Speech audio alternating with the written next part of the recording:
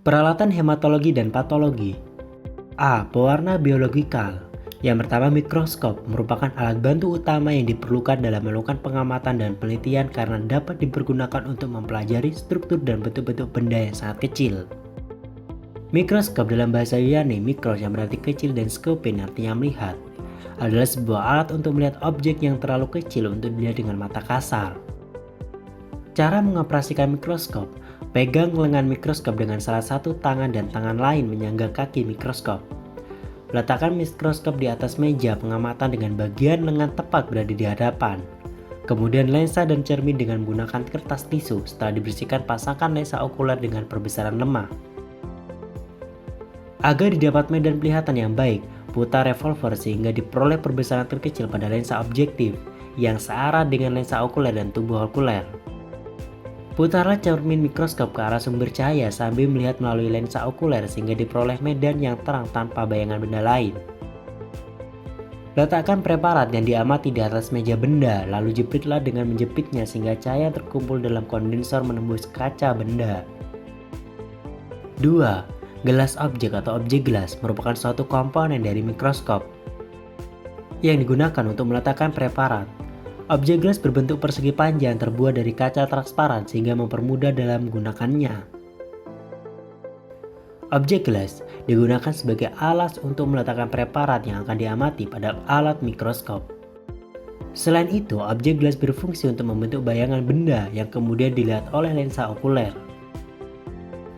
Cara menggunakan objek gelas: pastikan objek gelas sudah bersih dan tidak ada benda asing yang menempel karena bisa mengganggu pengamatan pada mikroskop. Letakkan preparat atau bahan yang akan diamati di permukaan objek gelas, kemudian ditetesi dengan Aquades 1 hingga 2 tetes. Selain itu, tutup menggunakan cover glass atau kaca penutup. Pastikan tidak ada gelembung udara di dalam preparatnya. Kemudian letakkan objek gelas di bagian bawah lensa pada alat mikroskop. Amati bentuk dari objek tertentu. 3. Imunohistokimia atau IHK merupakan suatu teknik yang digunakan untuk laboratorium untuk tujuan diagnosis. Imunohistokimia menggunakan antibodi primer spesifik untuk melokalisasi dan berikatan dengan antigen dalam patogen jaringan terinfeksi atau beku. Imunohistokia adalah teks yang menggunakan prinsip reaksi antigen dan antibodi atau dikenal sebagai reaksi serologi. Cara penggunaan: dengan cara serum penderita direaksikan dengan sel atau jaringan, kemudian ditambahkan antibodi yang bertanda fluoresen dan diperiksa di bawah mikroskop UV atau mikroskop fluoresen. 4. Pipet pasteur atau pipet tetes merupakan jenis pipet yang digunakan untuk memindahkan larutan dari suatu wadah ke wadah lain dengan jumlah yang sangat sedikit dan dengan tingkat ketelitian pengukuran volume yang sangat rendah. Fungsi pipet tetes sebagai saluran tunggal yang biasa digunakan untuk laboratorium biologi dan kimia untuk memindahkan cairan dengan volume kecil dan merupakan alat ukur untuk memindahkan cairan dari wadah aslinya ke wadah lain dalam jarak tertentu. Cara menggunakan pipet tetes: tekan bagian ujung atas pipet tetes dan masukkan bagian ujung bawah pipet tetes ke dalam cairan atau larutan yang ingin diambil. Untuk menarik cairan atau larutan yang ada di dalam wadah, lepaskan bagian ujung atas yang diletakkan tadi secara perlahan-lahan. Untuk mengeluarkan cairan yang berada di dalam pipet, tekan bagian ujung atas secara perlahan-lahan. Kelebihan pipet tetes memiliki karet penghisap di atasnya yang memudahkan dalam pengambilan larutan. Sedangkan kekurangannya tidak memiliki skala, hanya digunakan untuk mengambil cairan dengan ukuran tetesan, kemudian pada saat mengambil cairan tidak dapat langsung diukur volumenya. 5. Aquades merupakan air hasil penyulingan yang bebas dari zat-zat pengotor, sehingga bersifat murni dalam laboratorium. Aquades berwarna bening, tidak berbau, dan tidak memiliki rasa. Aquades biasa digunakan untuk membersihkan alat-alat laboratorium dari zat pengotor. Fungsi dari Aquades: secara kimia, Aquades banyak dipergunakan sebagai bahan untuk menyampurkan atau pelarut bahan-bahan kimia. Sedangkan di laboratorium, Aquades bisa digunakan sebagai reagen, pencampur zat, dan juga digunakan sebagai pembersih glassware atau alat-alat laboratorium. 6. Pewarna safranin adalah noda biologis suatu klorida dan zat warna yang mengandung basa kuat digunakan dalam histologi dan sitologi sebagai pewarna dan memberikan warna merah pada preparat. Fungsi zat warna safranin hanyalah sebagai pembeda atau kontras terhadap zat warna kristal violet. Safranin digunakan sebagai pewarna dalam beberapa pewarnaan preparat untuk memberikan warna merah. 7. Metilan blue atau metilan biru adalah senyawa kimia aromatik heterosiklik dengan rumus kimia C16H18N3SCr. Senyawa ini hanya digunakan pada bidang biologi dan kimia. Metilan biru berfungsi untuk mewarnai sel-sel bawang merah yang diamati melalui mikroskop. Metilan biru tidak beracun sehingga aman digunakan. Metilan biru merupakan pewarna alkali yang biasa digunakan untuk pengamatan mikroskopik yang menghasilkan pewarna yang sangat baik. 8. Minyak emersi. Minyak emersi adalah teknik yang digunakan untuk meningkatkan daya pisah mikroskop. Minyak emersi merupakan teknik yang digunakan pada saat akan mengamati preparat mikroskopik dengan perbesaran yang besar 10 kali 100 misalnya. Bahan yang digunakan saat melakukan teknik tersebut adalah minyak emersi. Teknik tersebut dilakukan dengan cara mengoleskan minyak di lensa objektif dan preparat yang akan diamati. Minyak emersi memiliki indeks refraksi yang tinggi dibandingkan dengan air atau udara, sehingga objek yang akan diamati dapat terlihat lebih jelas dibandingkan dengan tanpa minyak emersi. B. Produk kultur sel dan jaringan.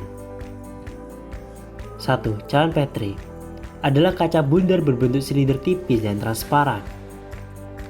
Cawan Petri berfungsi untuk membiakkan atau kultivasi mikroba. Media dapat dituang di cawan bagian bawah dan cawan bagian atas sebagai penutup. Cara menggunakan cawan Petri. Yang pertama, cawan Petri dalam kondisi bersih dan steril. Media agar dimasukkan ke dalam cawan Petri dan disimpan dalam refrigerator. Sampel dari mikroorganisme yang akan diamati ditanam ke dalam media kultur. Cawan Petri selanjutnya ditempatkan pada suhu yang diinginkan selama beberapa hari dan dibiarkan tumbuh. Sampel yang ada dalam cawan Petri akan tumbuh dan siap digunakan untuk penelitian. 2. Pipet tetes merupakan jenis pipet yang digunakan untuk memindahkan larutan dari suatu wadah ke wadah lain dengan jumlah yang sangat sedikit dan dengan tingkat ketelitian pengukuran volume yang sangat rendah. Untuk menarik cairan atau larutan yang ada di dalam wadah, lepaskan bagian ujung atas yang diletakkan tadi secara perlahan-lahan. Untuk mengeluarkan cairan yang berada di dalam pipet, tekan bagian ujung atas secara perlahan-lahan. Kelebihan pipet tetes memiliki karet penghisap di atasnya yang memudahkan dalam pengambilan larutan. Sedangkan kekurangannya tidak memiliki skala, hanya digunakan untuk mengambil cairan dengan ukuran tetesan. Kemudian pada saat mengambil cairan tidak dapat langsung diukur volumenya. 3. Blend salt solution of formulation adalah larutan yang dibuat pada pH fisiologis dan konsentrasi garam isotonik. Bertujuan untuk menjaga pH dan keseimbangan osmotik dengan cara dikonsumsi. C. Peralatan dan aksesori patologi. 1. Analyzer kimia atau chemistry analyzer merupakan salah satu alat diagnostik otomatis yang digunakan di laboratorium klinik. Alat ini dapat mempersingkat waktu dan menampung banyak spesimen yang diuji. Chemistry analyzer berfungsi sebagai menganalisa kandungan air, gas, mineral, logam, dan material biologis dari suatu larutan. Selain itu digunakan juga untuk memeriksakan kimia klinik, yaitu mengukur kadar zat-zat yang terkandung dalam darah, contohnya adalah glukosa, asam urat, kolesterol, gamma GT, albumin, dan sebagainya. Prinsip kerja chemistry analyzer tidak jauh berbeda dengan alat spektrofotometer. 2. Automated Tissue Processor adalah suatu alat proses pengolahan jaringan pada kegiatan histoteknik. Proses untuk membuat sajian histologi yang telah dipotong dan telah melalui tahap proses kimiawi yaitu fiksasi atau fixation, pemeriksaan kotor atau gross estimation, dan kemudian dilakukan pengolahan jaringan atau tissue processing. Tissue processor atau pengolahan jaringan bertujuan untuk mengolah jaringan agar proses mikrotom bisa dilakukan secara sempurna. 3. Automation Star merupakan alat untuk proses pewarnaan jaringan histologi pada kegiatan histotonik yang telah diletakkan di kaca preparat dan telah melalui beberapa tahap proses kimiawi. Tujuan dari melakukan optimalisasi alat Automated Slide Style untuk pengecatan jaringan dengan hematolysation.